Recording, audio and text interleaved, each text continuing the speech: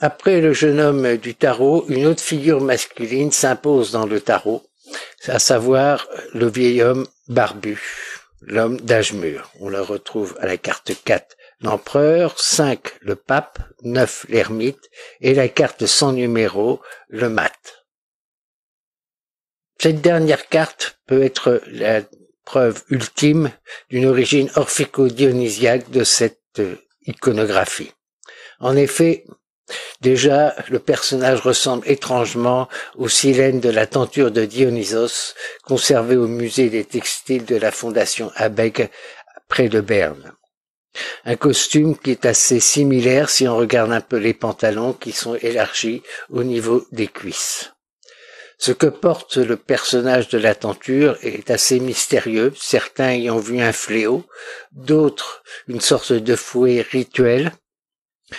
Peut-être est-ce aussi un baluchon, on n'en sait rien. En tout cas, la ressemblance entre ce personnage de la tenture de Dionysos et le mat du tarot de Marseille est quand même assez frappante. Un autre élément important dans cette carte est la coiffe que porte ce mat. En effet, on est loin de la coiffe traditionnelle des fous ou des bouffons de cour tels qu'on a l'habitude de les voir. Cette coiffe est plutôt un assemblage de différents éléments, un peu comme ça a été le cas pour le chapeau de la force, un chapeau dans lequel on avait reconnu de nombreux symboles dionysiaques. Cette coiffe est en effet, en réalité, le lycnon, cette corbeille, ce vent mystique, cette cyste dans laquelle on trouve des fruits et aussi surtout un phallus voilé. Si on regarde bien la coiffe de ce mat, on reconnaît en effet sur le flanc en bas les croisillons de l'osier de la corbeille. On y voit aussi très nettement le phallus au centre, sans doute les deux poignées qui permettent de tenir ce panier, et enfin ce qui peut être le voile qui en descend, avec au bout une petite boule rouge.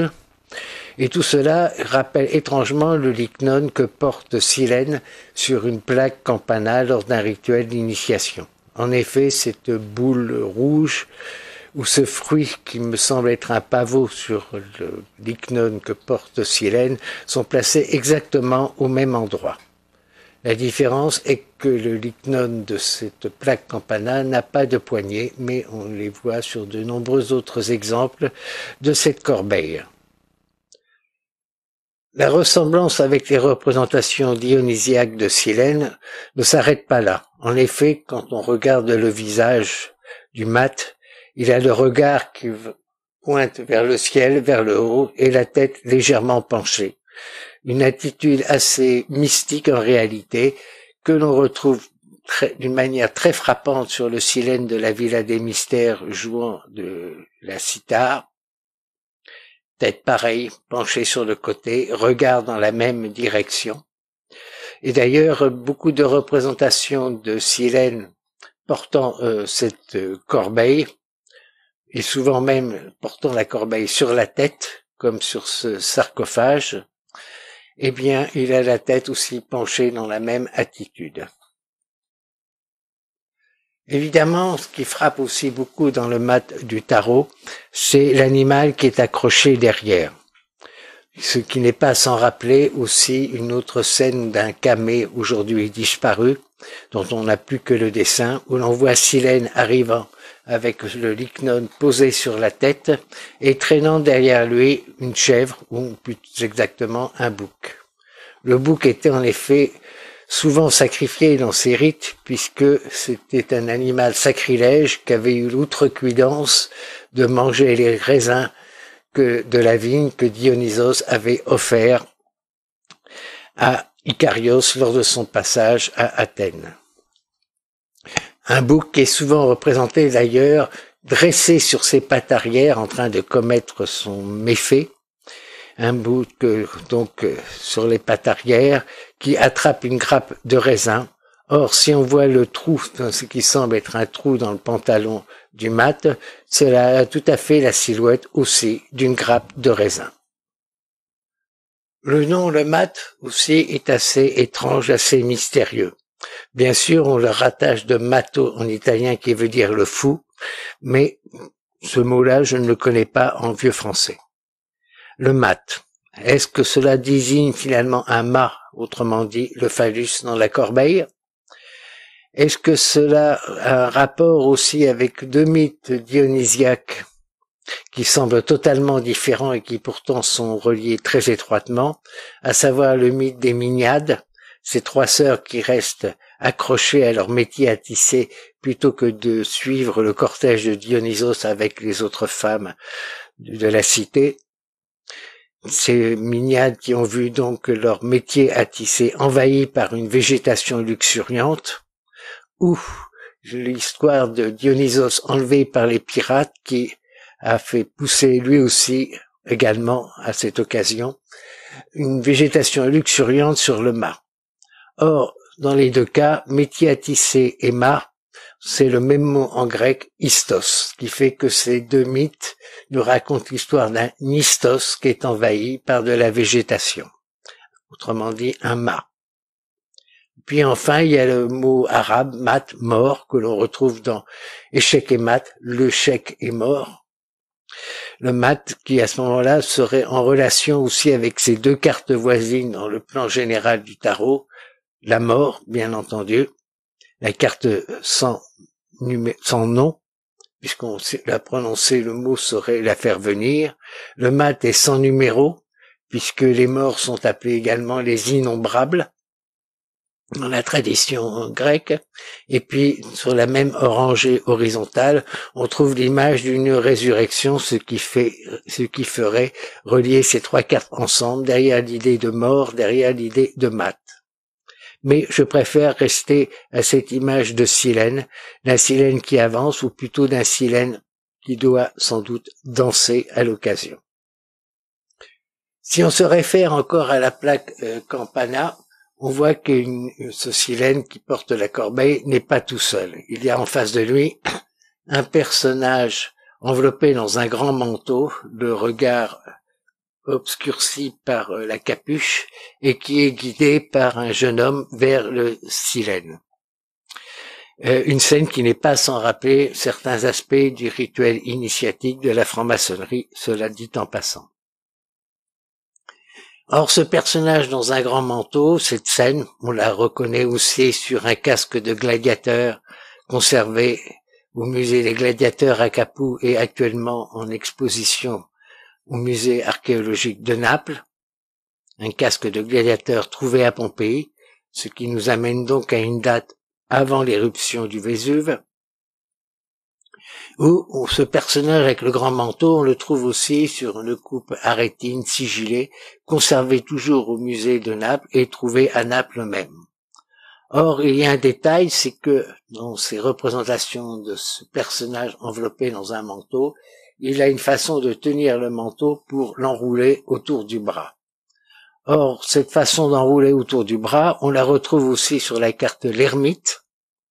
L'ermite, parce que si on regarde bien son manteau, c'est tout à fait anormal, c'est une anomalie la façon dont son manteau enveloppe son bras alors que sa main est sortie, ce qui ne me paraît pas possible, mais qui correspondrait parfaitement au modèle romain identifié sur la plaque Campana, sur ce casque de gladiateur ou sur cette coupe sigillée.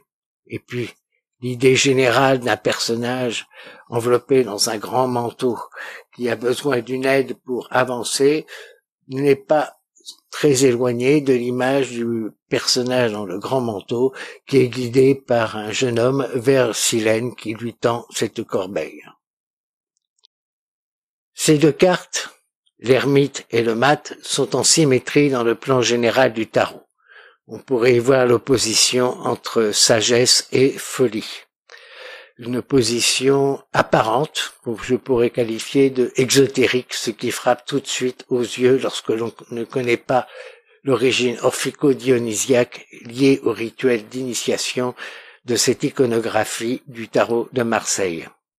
Et donc nous aurions, au notre sens plus ésotérique, pour initier, qui est cette scène d'initiation où Silène approche avec la corbeille sur la tête pour aller la présenter vers un personnage enveloppé dans un grand manteau qui s'approche vers lui.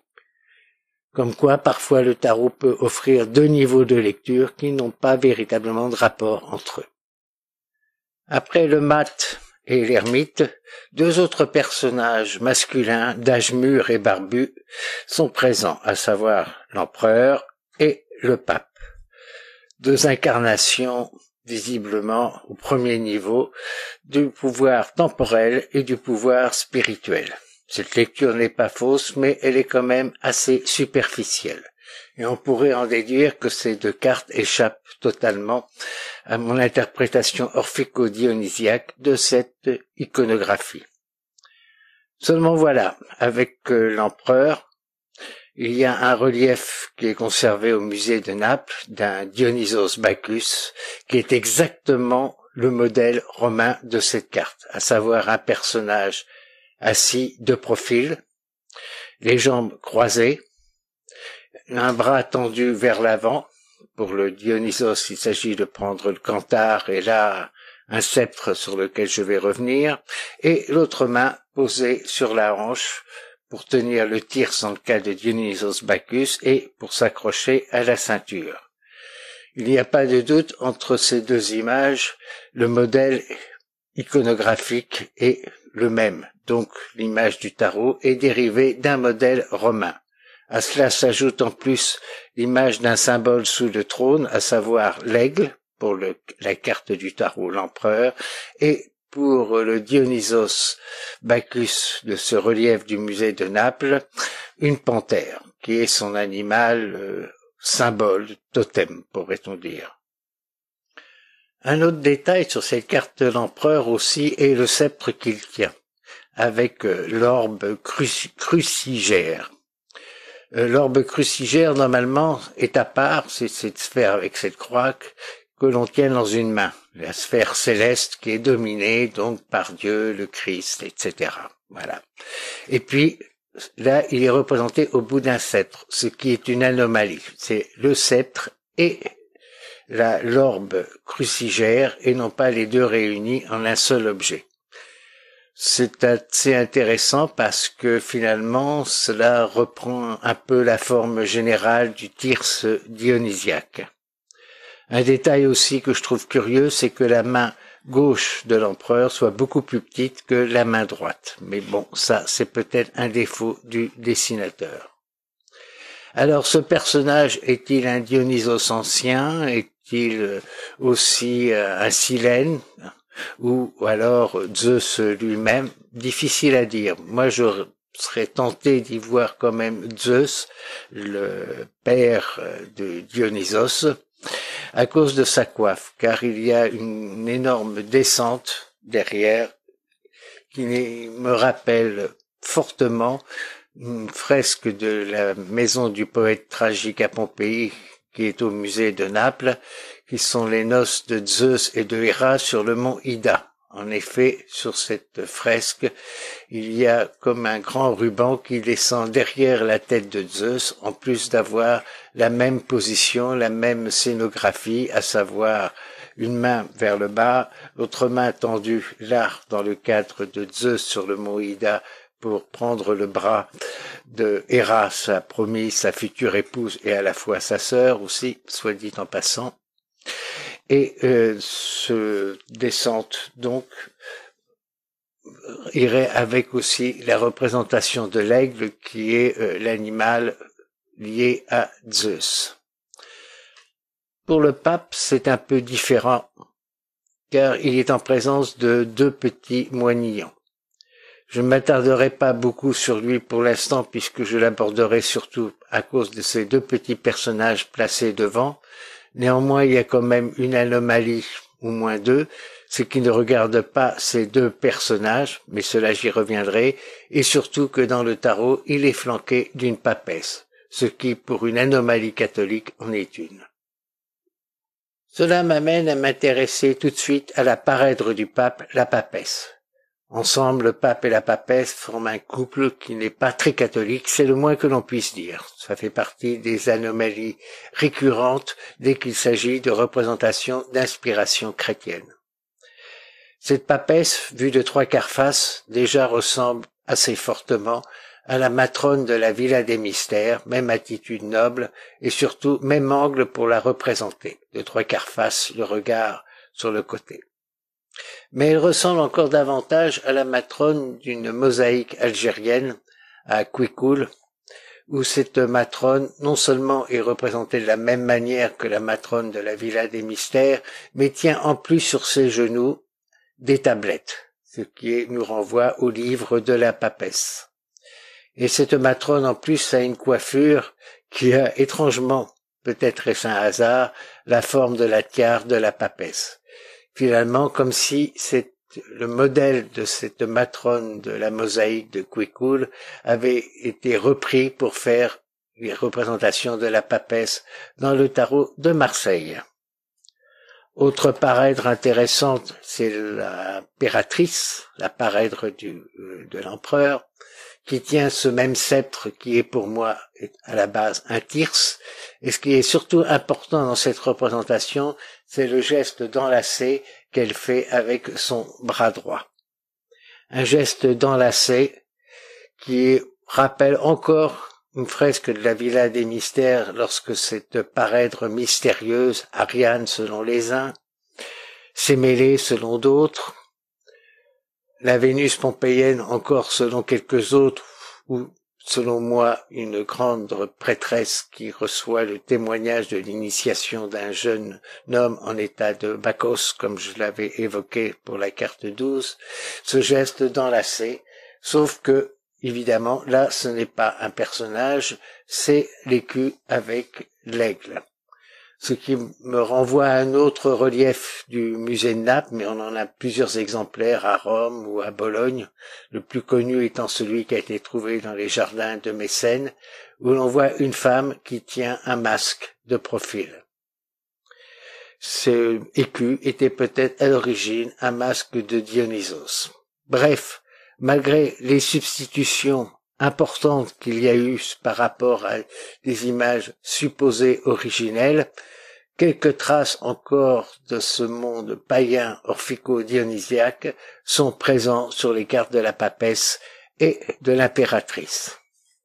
Au dernier parèdre, la justice, que je laisse de côté pour l'instant parce que je l'aborderai en même temps que la roue de la fortune, qui est sa carte voisine.